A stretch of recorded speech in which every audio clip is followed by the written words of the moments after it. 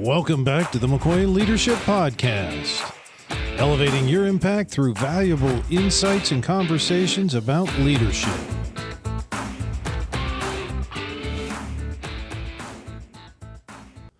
Welcome back to another episode of the McCoy Leadership Podcast, and today we have Eden Lovejoy with us. Eden has been transforming how businesses are managed with her innovative virtual GM matrix, which hopefully she'll tell us a little bit about later. Eden has all kinds of experiences and expertise within leadership and small business. Eden, welcome to the podcast. Why don't you tell us a little bit about how did you end up where you are today? Perfect. Thank you so much. I am so glad to be here today and talking about a topic that is just near and dear to my heart, the idea of small business leadership.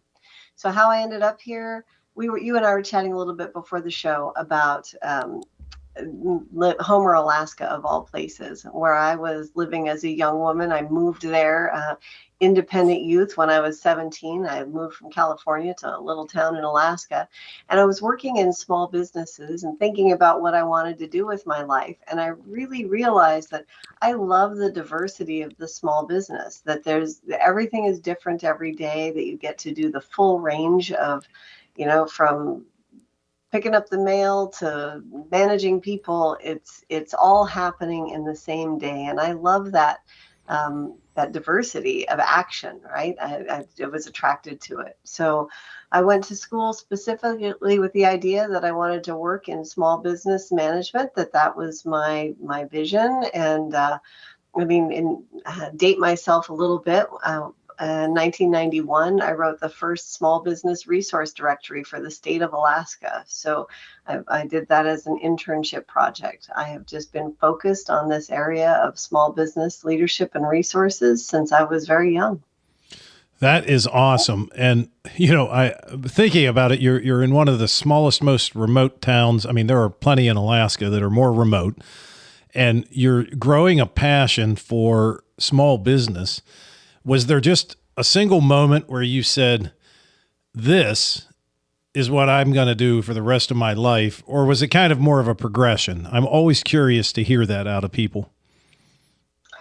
I think it wasn't until I had moved out of that tiny town into, still Anchorage is not a huge town, but I had moved into the big city and started in school. And when I was thinking about an internship project, my mentor in school, I picked some random thing to do, some statistical study or something. And he asked me, what is it that you really are excited about? And I shared with him this piece of being really excited about small business. And he said, then that's what you should do. And it really cemented my path forward. And from that moment on, I was not confused. I wasn't, I stayed focused on the goal. So my next question, and I'll preface this with, I have a book that I keep, that it was from 1955, I believe. It's the 1955 Plant Executive's Desk Book. And it explains how to run a business in 1955. And I'm 100% sure that if we did things exactly as it tells us in that book, we would all be in jail today because how things have changed. But what are some signs that you think traditional management styles today, even what we're calling traditional, which might be 1980s and 1990s, might be failing in today's business landscape? I love the question. The icon, the go-to handbook for small business management since the 80s for many people has been the E-Myth Revisited.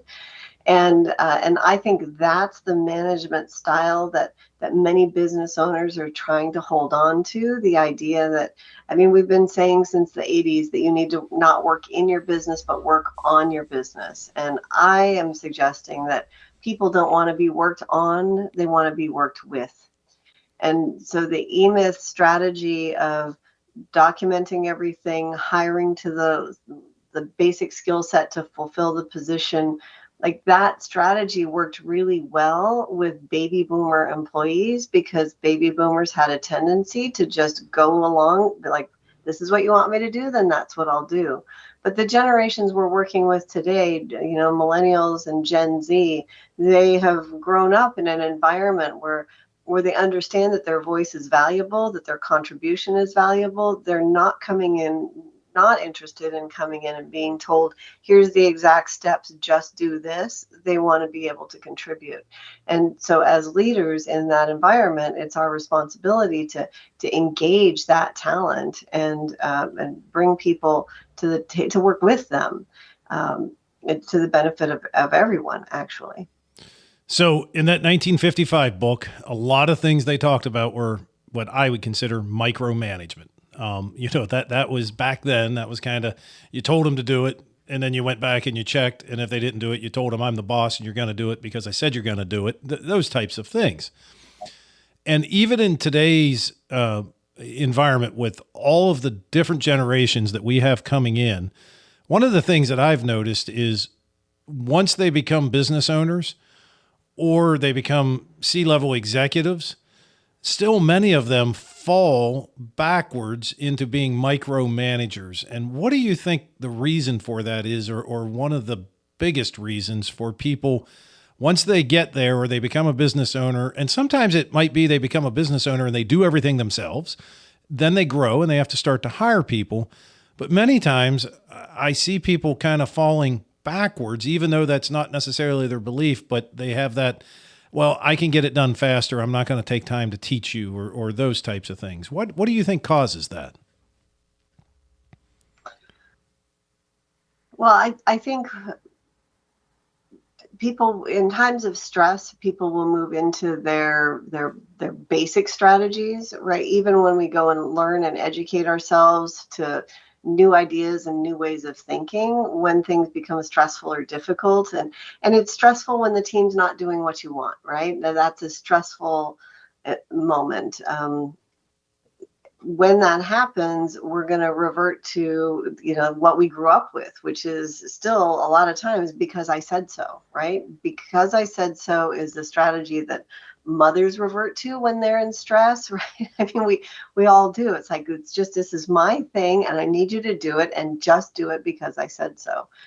So we need to build in, experience of doing it somehow differently, build in trust, build in, put in systems in place to protect us from that. But I would say stress, I mean, being a business owner is a lonely place. You feel like your family gets tired of hearing you complain about what's going on. You've got to figure it out. It's very isolating, and you just feel like sometimes you get backed into a corner and just sort of come out swinging. Just do it.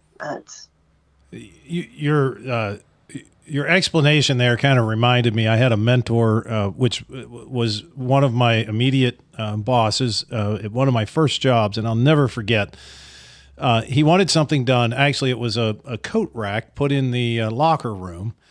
And to be honest, I think at the time I really thought it was kind of a dumb idea. I didn't quite understand why this was so important. And the third time that he came to me and said, could you get that coat rack that we had manufactured, because we had it specially made to fit and so on and so forth. And I finally said, I just don't think this is going to work. I don't think people are going to hang their jackets on there. It was for rain jackets for the people that worked outside.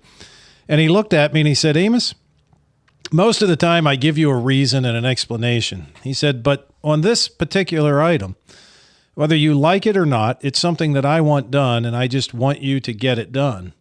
Now, that was his way of saying, I'm telling you to do it, so get it done. But my point is that I remember that moment and thinking that was so much better. And I went and did it, and I didn't ask any more questions about it. But kind of thinking along those same lines, how do you feel the role of leadership has evolved over the past few years, and specifically for small business owners? How do I think it has evolved or is evolving? I think there's a there are different groups of business owners, and the people that I work with, I have a lot of clients who are really invested in wanting their team to be successful and do well. There's a sense of this is a team we really want, like they're, I don't know if it's working for their employees, but there's a high sense of wanting to support the team environment. And maybe that's some of that is navigating with teams through a really difficult circumstance. We all did through the pandemic, right? You're recognizing the emotional impact on people. I mean, I absolutely don't want to get political, but I think that I see quite a few business owners who are in a different mindset around how they're navigating this entity that they have, which is their business that is supported by a number of people, right? There's that commitment to the families that we're supporting through our business. I don't know if that's new, but I see it as being a high awareness topic. I think it's always been there, but it's maybe more forefront recently. Interesting. I think through the pandemic, I mean, I think will shape things for many years to come as far as how we appreciate having an office, having a place to go to, having a group of people to work for us. But in that same token, through something like that, one of the things that often you will hear complaints from owners and C-level executives and managers is getting the accountability back. So for the owners to understand and kind of that idea that things maybe have become more prevalent, that they realize that not only do they have a business that makes money, but they're supporting families that are working for them. And all of those pieces, still coming back to accountability and engagement, what are some of the steps that a small business can take to get their employees 100% engaged and accountable for what their job is? And a short example is I just talked to a construction business. The owner said, it was about 7:00 at night. He was still in the office, and he said, I said, "What are you doing in the office?" I said, "You're getting close to retirement." And he said, "I'm the only person that'll stay after 5:00. He said, "Come 4:55, people are looking at their watch saying, I got to get out of here. My 8 hours, 10 hours are up." And so how do we get around that? How do we get people to be engaged and accountable for the projects and the goals that they have? Well, that's the intro to the virtual GM matrix that I've designed, the specific steps. Some of them are really familiar, the way we use them, maybe not. So the first is to have a really clearly articulated mission, vision, and values from the owner. The mission, we go back to Simon Sinek and start with why, right? The mission statement, a modern mission statement, should be a simple statement of why we're here. The values are an explanation or the agreements about how we'll behave while we work here, what we're up to, and who we are. The vision shares with us where we're going and the objective that we all can share in. When those are clearly communicated, then we can hire to them, and we're hiring people who are excited by the why and agree with, share our values. And that's the foundational piece to building emotional engagement. It's never engaging to be just here to get the next construction project done so that we can make more money. And an old school mission statement basically says that we do this for these people so we can make money, and really nobody cares. But when we, I have a client, a digital advertising client company, and they are in the practice every day of doing a lot of work that's very repetitive to basically create sales for client companies. That's not very sexy, but when we talk to them about This team of 16 people generated 100,000 jobs in this time frame through the work that you did, right? That's the level of sales our clients have. That translates to this many jobs in the world. They're like, oh, wow, we're important, right? This is something that's important. So we have to find that emotional reason for being and doing what we're doing that's bigger than just getting the work done. That's the first piece. So that mission, well, first question, small business. I just started. It's just me. I'm doing the work. I'm doing the accounting. I'm doing everything myself. And it's just me. I know my mission. So do I need to really sit down and think about what my mission is? Is there a time that you do this? Should you do it from the beginning? And then the second part of the question is, once you create it, should you ever look at it again? I think so. Two-part question. The first part, early on in the business life cycle, right? A lot of it's just survival, right? Let's go. Let's focus on getting the deal done. Can we get this launched? Before you hire your first team member, if you can articulate that mission, that's great. But the reality is that when you're in that startup phase and you're bringing on your first, second, or third person, you're working so closely with them that they get it.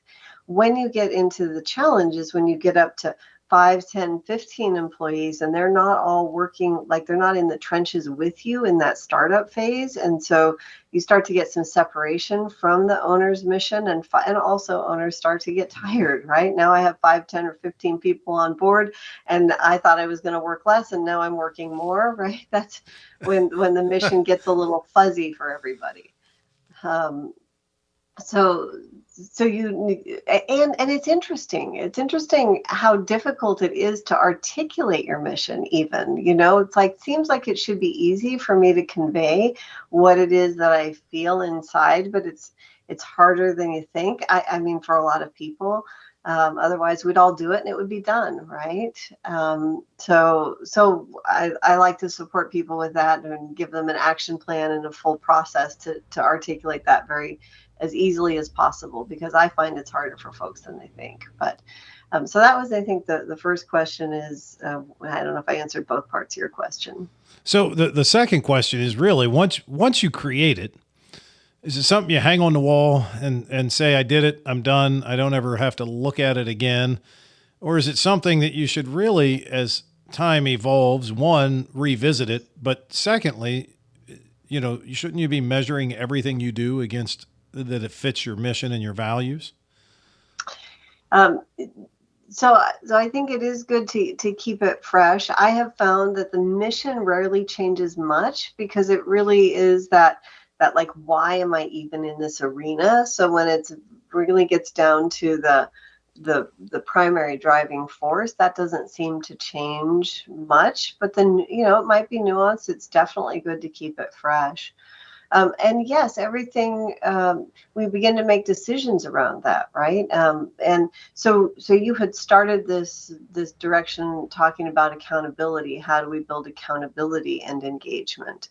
I like to tell folks, if you have a team member and they make a decision that's not the same decision that you would make, if they say to you, well, I thought about our mission and I looked at these 3 values and our goals for the year, and so I made this decision. You're going to, even if it's not exactly the decision you would have made, you're going to feel a lot better about it than just, damn, they made a mistake, right? So not only having the mission and the values, but the important thing is to bring them to life, right? So we start to bring them into conversation, and we do start measuring things against it. And it does a couple things for us. One is it gives the team a benchmark. The goal here for me always is that my team will make the same decision that I would make if I were in the room, right? Like, really, I want them to run my business with the same sensibility that I would. So when there's an error or somebody's going off course, rather than saying you did it wrong, you can grab them and say, hey, let's look at this value, like a value we have of precision. And this process wasn't precise. We made an error here. So what could we do to make sure that that doesn't happen again and we can support our value? Right? We get into that dialogue of working with somebody on a common agreement about the values rather than being in opposition and trying to direct and correct. We start to build that engagement. And you just said, again, working with somebody, and I liked what you said at the very beginning, that, we've reminded people for years that you need to work on your business, not in your business, but people want to be worked with, not on. And I think that is a key point to drive home, because I can't think of anybody, including myself, I don't like to be worked on. I don't like going to the dentist. I don't like going to the doctor. I like to be worked with. So I think that is very important. But jumping back to the virtual GM matrix, you've created this system, and I think now also it would be a great time to, I guess I should ask, where can people find more information about the system or to get access to it? Sure, virtualgm.com. Well, that's pretty easy. Sure. Yeah. Well, we got to keep it easy, right? Easy to remember. Yeah. And the virtual GM system, I guess I'll just take a moment and share the objective of it, right? For that small business owner, up until now, we've had two ideas. One idea is that the owner is going to run the business. The other is I got to run it until I get to the point where I'm big enough that I can hire a general manager to run it for me, right? Like somebody's got to have that position. What I'm suggesting and proving in my businesses, and I own 4 businesses currently with employees. So tested process, right? It's not just theory. This is absolutely a life that I'm living as well. But the idea is that we build in the strength and responsibility, the aspects of general management in the team that exists so that we don't need to hire an individual to take over that role. And the team then supports us by looking out for those things that a general manager looks out for, which is the bottom line, the customer experience, the market, right, the productivity and efficiency. So we build that engagement into the team. So through the system or the framework, how does it help you to track these things and to put them into practice? So one of the components is, we have to absolutely build a dashboard, right, to track the progress of what we're up to. One of the things that's true as owners is that we cannot be comfortable that our company is operating the way that we want without having the right reference point.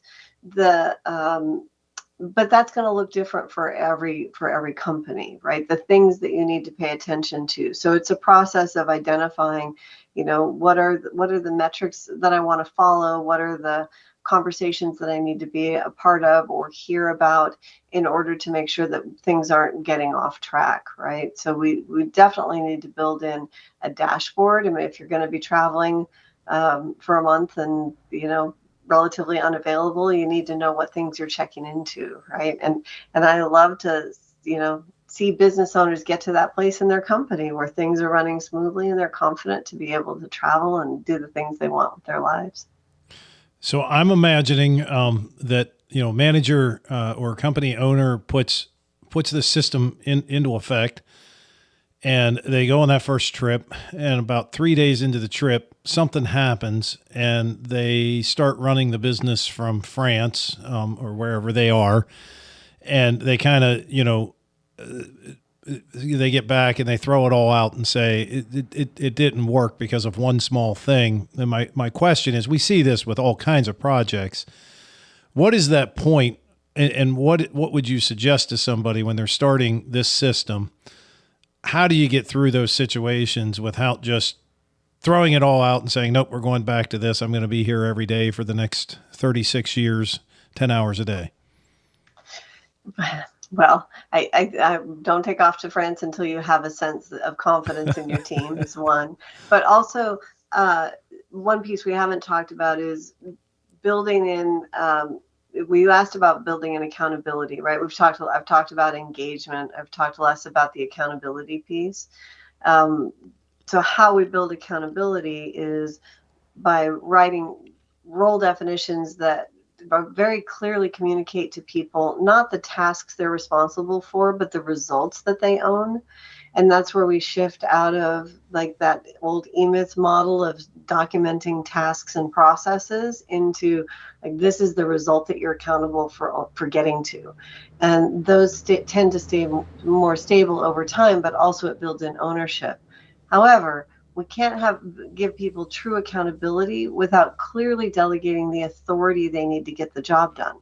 So a part of the building out the system is really working with people to confirm, like, these are the results you're accountable for. This is the authority I'm giving you.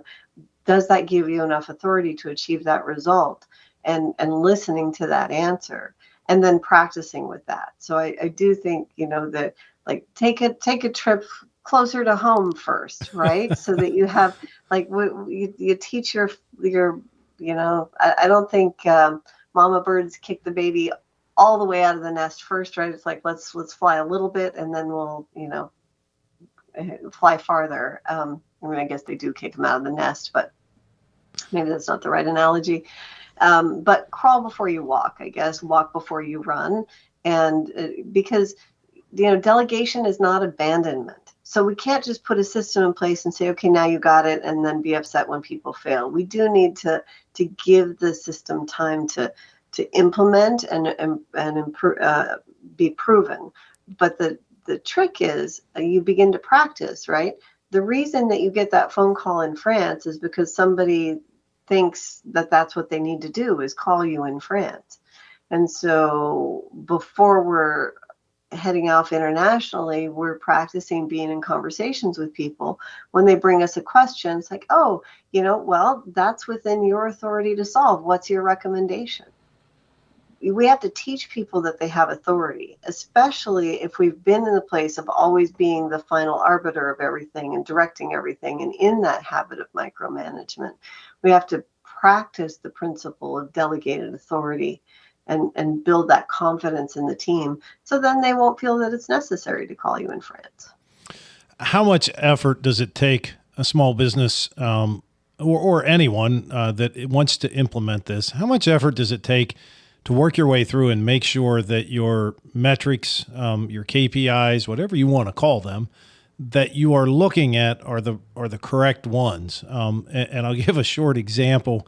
In a manufacturing plant, there was a mechanical problem. I gave the operator a few suggestions as to what he may go look at. He came back later that day and said, I found the problem, and he explained what the problem was. And I said, great. And about a week later, I happened to notice that the same problem was still happening. And I went to the operator and I said, I thought you found the problem. He said, I did. And I said, well, it's doing it again. He said, well, I never fixed it. You didn't tell me to fix it. You told me to go find the problem. And that's an extreme example, but sometimes we're looking at the wrong metrics there. I was just happy that he found the problem, assumed that he would fix it. But how often do people maybe get, and how much effort does it take to get down to the right key metrics that you need to track? I think it's hard to articulate to ourselves what we're already doing. But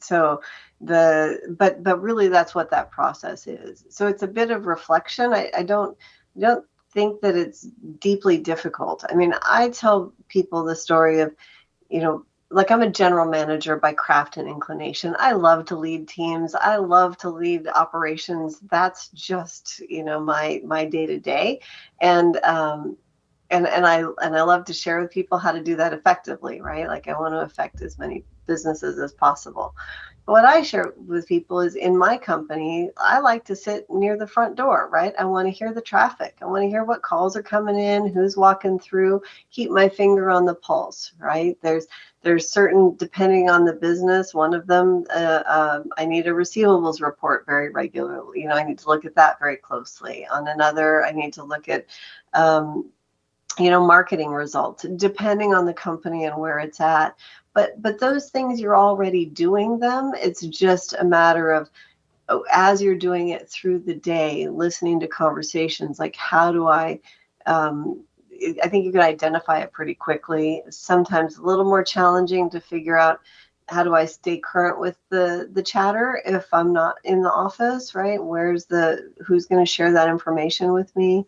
To keep my finger on the pulse. But yeah, I don't think it's deeply difficult to find the right metrics. Okay. And as we were talking about accountability, I would believe that once we get those right metrics in place, we've given the authority, they now have accountability that's going to improve productivity. What about turnover? Will it help any in turnover? Because many times small businesses seem to have maybe a little bit higher turnover than what, a Fortune 500 company might. Absolutely. Engagement affects turnover and safety and profitability and every other thing, right? When the team is on fire and excited and holding each other accountable, right? But people want to stay in that environment. And, as your profitability grows, your ability to offer higher compensation grows, right? And there's a desire to do that quite often. I think that, the challenge for small business a lot of times is the ability to compete in terms of benefits, right? Time off and health insurance. Like there's a lot of benefits that are very expensive for a small business to navigate. But when your team is, engaged and your profitability improves and you get that momentum, then it becomes, a self-reinforcing system. I will point out, though, that one of the things that can happen is when you really build in this system of peer accountability and full-on engagement, people who are hiding in the shadows, being non-producers, will self-identify by leaving. So it's, when we clear away the chaos and it becomes apparent that everyone is expected or acknowledged for being a contributor in their role, the people who are hiding out, not really wanting to contribute, will get uncomfortable really quickly. So sometimes there's some turnover early on in the process, but that's healthy cleansing as far as I'm concerned. Got it. So if a business owner today listening is stuck in that cycle of micromanagement, what's one habit that they could possibly start changing today that will help start this journey for them? You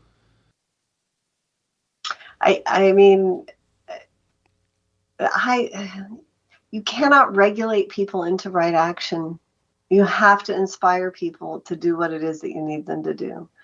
So the one thing that they can do today is stop trying to come up with another rule to fix the problem, and instead really look at the causes and the underlying causes and conditions. So you mean a new policy every other day for everything that happens around the office is not a great idea? I would suggest that is not a great idea. So many times I've seen this happen where, something happens in the workplace and rather than go confront the one person that did whatever it was, we come up with a new policy and send it out to everybody because I guess that's a confrontation thing. So, excuse me, out of everything that we've kind of looked at, unfortunately, this time of year and here where I'm at in Pennsylvania, as everything is blooming, sometimes it starts to come out in my voice, and then everybody has to live with it. But everything that we've talked about with the virtual GM matrix, You've told us how to get there, and how to find out more information about it. How long is the process? How long for, a small business that maybe, is doing a couple $100,000 in revenue a year? How long of a process is it for them to start to work their way through this? I mean, when I'm providing implementing the system as a done for you service, I say 60 to 90 days to real significant transformation in how things are running, depending on availability to work with the team and get things going. I think what I would suggest is, it really depends. And one thing that I'm finding is that it's really helpful to have one or two people on the team who have buy-in as well, because owners are busy already. They're compressed. And so if it's up to the owner to implement this all on their own, I think that feels like a lonely space. So either, looking into possibly done for you service or bringing in members of the team, like make sure not to do it fully alone, because it can drag out forever. Right. So I guess it gets done as quickly as you want it to get done. I can guarantee you that if you came to me and said, you need to implement this, me personally, it would take probably 6 years for me to implement it. But that's just because there's, so many things going on. So I like that, you need to find some people that are going to be responsible and have buy-in and have ownership of it as well. So as we're coming into the end of the podcast, I want to make sure people know, where can they get in contact with you specifically? Where are you active? What's the best way to engage with your content? So I'm still yourvirtualgm.com, and I'm available to schedule a conversation if someone would like to do that. The book is Activate Your Virtual GM, and that's available from the website or on Amazon. So yourvirtualgm.com, and then I'm on LinkedIn, so that if looking for social engagement, that would be a place to look. Awesome. So we always end every podcast with 3 kind of rapid fire questions. And I ask every guest the same 3 questions. And the first question really comes out of so many conversations with leaders, where you hear things, kind of like, when I was in school, they taught this, or the new generation isn't getting this. And so my question is, if we could magically get all of the school administrators across the United States sitting in front of us, what would be one piece of advice that you would give those administrators about maybe something they could add to the curriculum or something that they could instill in the students that would turn out better, more well-rounded leaders for the future? In everything you do, remember, it's more important to teach a person how to think than what to think. I like that. So many times I do think a younger generation, when they're coming to us in the workforce, many times they're like, well, just tell me what to do. And so, yeah, I love that. Second question is, what is your go-to book that over the years you've continually went back to that continues to provide good insights for you? Well, I mentioned it earlier. I think Simon Sinek's Start With Why. Awesome. And the last question is, in the ever-changing world of technology, what is your favorite, most useful piece of technology today? Oh my gosh. I am not an early adopter of technology. So I think my go-to reliable, gosh, I'm just going to make myself so old school, but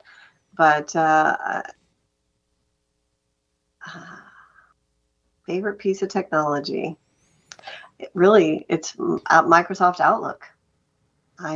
That's my tool. That is my go-to. Awesome.